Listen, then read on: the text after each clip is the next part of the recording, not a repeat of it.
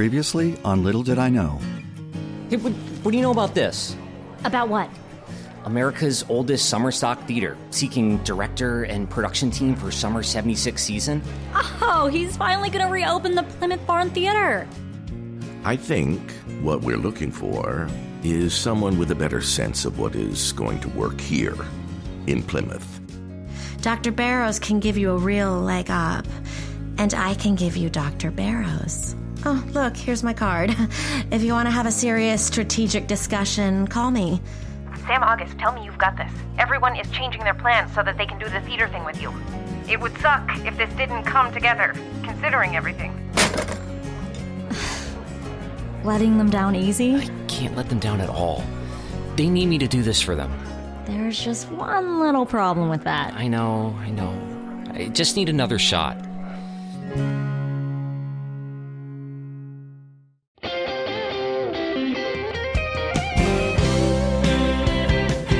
The Audio Drama Initiative and Jaleh and Warren Trepp present Little Did I Know, a musical based on the novel by Mitchell Maxwell.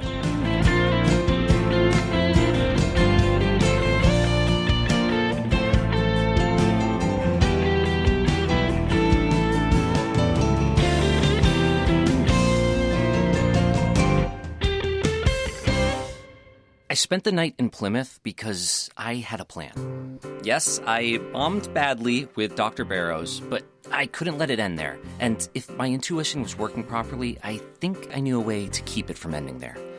I checked into a local motel, and I woke up feeling more refreshed than I'd felt in a long time. And that was odd, because usually when I was in the middle of an unresolved situation, I felt this ache of uneasiness everywhere, even if I had a good idea about how to resolve things.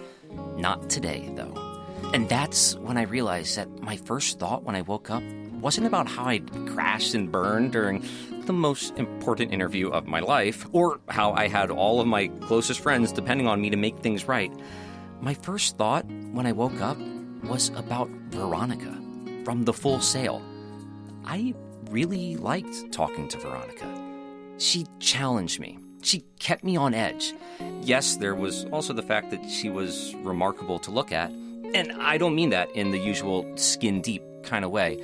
What made Veronica's beauty remarkable was that it was an all-encompassing one. She actually made the environment around her more harmonious. Okay, enough with the Eastern mystical babble. Let's just say I liked being in her presence, and I wanted to take every opportunity to spend more time in that presence. I'd stuck around for as long as I could the night before, but the bar got busy, and Veronica told me that it was likely to stay that way for the rest of the evening.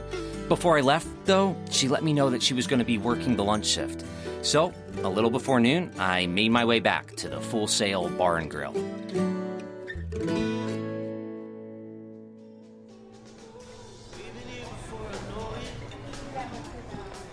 Hey, you're back. I am, and I had to do some serious negotiating to be seated in your section. From what I've been told, someone named Lucy is going to be very angry with me. You just make friends so easily, don't you? Everywhere but Plymouth, it appears. So, have you figured out the grand plan for landing the directing job? I'm nearly there. I'm going to try to be especially persuasive this afternoon. Well, good luck. I can't think of a single time that Dr. Anderson Barrows has reversed a decision he's made. If you ever had to listen to one of his long lectures about the keys to life, he'd probably tell you that decisiveness was one of the most important. That, and making mincemeat out of anyone who stands in your way.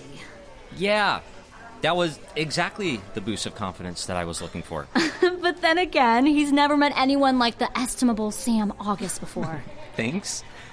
By the way, I don't think I mentioned my last name last night. You haven't been asking around about me, have you? Didn't need to.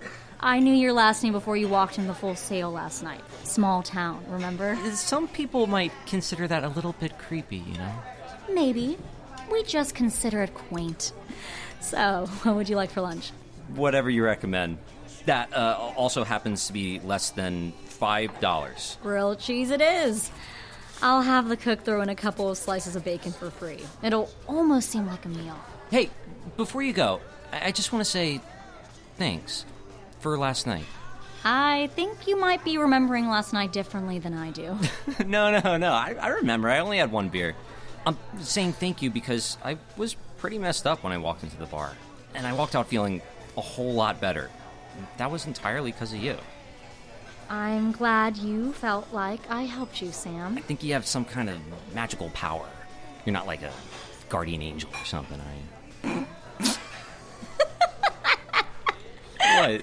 That was possibly the worst pickup line ever. It wasn't a pickup line. No, seriously, I was actually paying you a compliment. Sam, I guess there's the remote possibility that you don't know this about yourself, but you can make anything sound like a pickup line.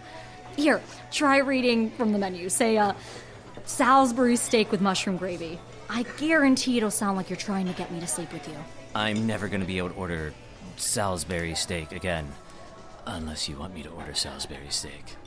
Oh, it's like breathing for you, isn't it? Kidding, I was kidding. Veronica, I don't think you realize how special you are. Sam, stop. Let's be clear on something right now. I've met lots of guys like you. You consider this kind of thing to be a sport. You're in it for the conquest. I will not be one of your conquests. The thought of you as a conquest never entered my mind. Really? The thought of conquest has probably entered your mind 3 times in the last 10 seconds. I'll go get you a Coke to go with that sandwich. Wait, I wasn't messing with you. I'll go over and sit in Lucy's section if you want. She'll still get me the bacon, right? But I really want you to know that I wasn't messing with you. If you say so. Hey, Veronica. Yes, Sam. I'm seriously not messing with you. I'll take that under advisement.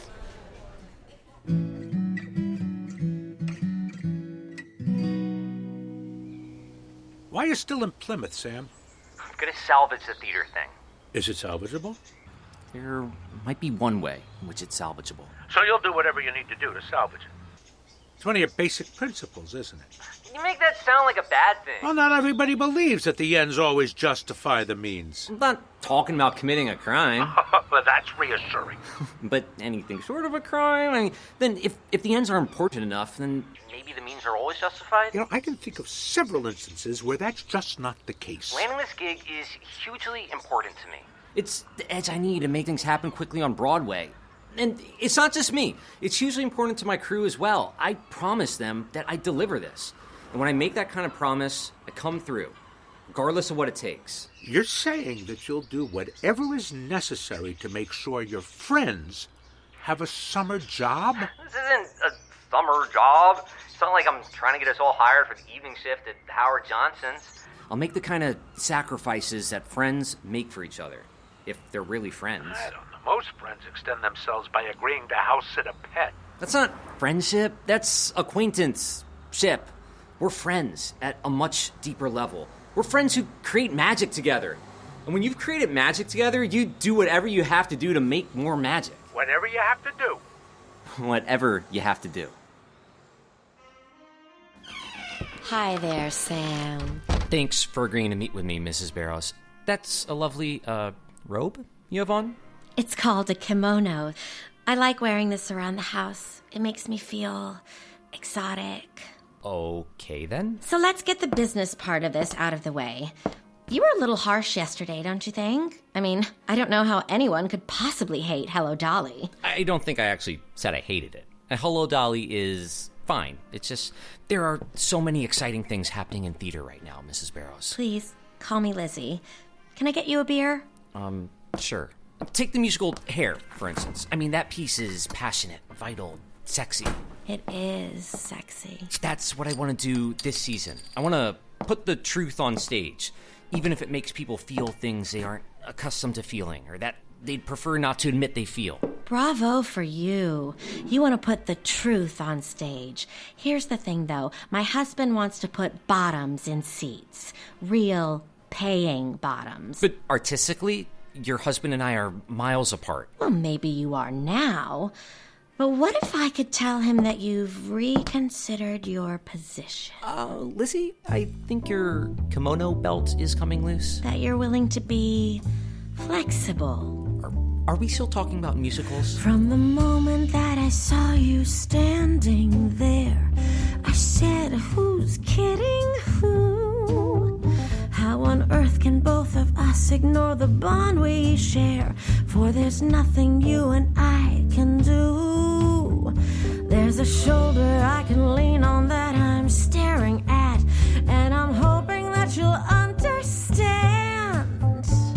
It takes some skill to bend. Let's be each other's friend, and each of us can lend a helping hand. Mrs. Barrows, are you trying to seduce me? When opportunity's knocking, it's good to make it your own.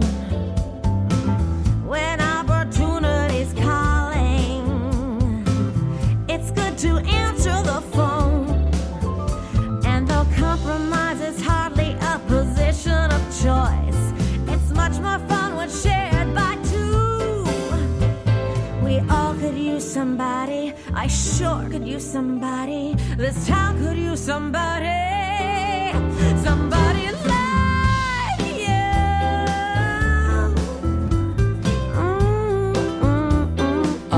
Miss Barrows, I want to make sure... No more talking, Sam. Let's negotiate.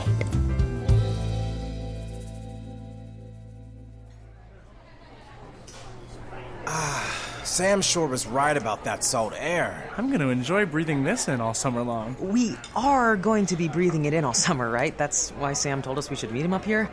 I mean, if not, and I turned down that job... Relax, James. When Sam called, he said that everything was in the sack.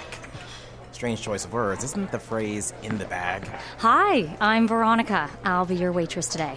Here are your menus. Can I get you something to drink while you look? Do you have lemonade? We do. Lemonade, guys? Lemonade on the beach. Yep, I'm going to enjoy getting used to this. Oh, are you coming up for the summer? Yeah, we're going to be putting on shows at the Plymouth Barn Theater. Really? I didn't know a decision had been made. I guess that means you're going to be seeing a lot of us. Secunda, musical director. Nice to meet you, Secunda. Let me go get those lemonades for you. Man, I just love the atmosphere of this place. Although this wall is kind of sobering. All these pictures of soldiers who died. This isn't that big of a town, and look at how many guys they lost to Nam. Yeah. Mm. Hey, James, you were 4F, right? Yep. Lucky you. Here's your lemonade. Veronica, are all these guys really from around here? Yeah. Husbands, fathers, sons, brothers. All so senseless. Sorry, you didn't come here to listen to your waitress expound on the futility of war. No, hey, we get it. I served, though I spend a lot of time trying to convince myself it was just a really, really terrible dream. And Secunda was drafted. Oh, were the two of you over there at the same time? Do you really want to hear the story? Sure. At least until someone yells at me for a coffee refill. I was 19, right out of high school, and playing with a couple of bands up and down the East Coast. Then I got a low number in the draft lottery. Cue the horror movie music. I wasn't in college, or married, or a member of the clergy, which meant I was prime U.S. Army meat. So one night, me and 3 other guys, we were all tripping our brains out. We took a rowboat across the St. Lawrence River and landed in Ontario. That was a scary time. Sure was. That's a tough decision. Did your family support you in it? My folks? I called back home. My little town in Georgia called Floyd Springs. My dad listened as I tried to explain why I'd done what I'd done. The whole time, he said nothing. I asked to talk to my mother. Nothing. Then let me talk to Aurelia, my baby sister, you know? Silence. Finally, he spoke these 9 words. You will never set foot in this house again. After that, the phone went dead. I couldn't believe what that felt like. I think we all imagine that home will always be there. The front gate and the screen porch and the smell of clean white sheets. We just assume come dinner time, we'll each sit in our places with sweet, familiar faces as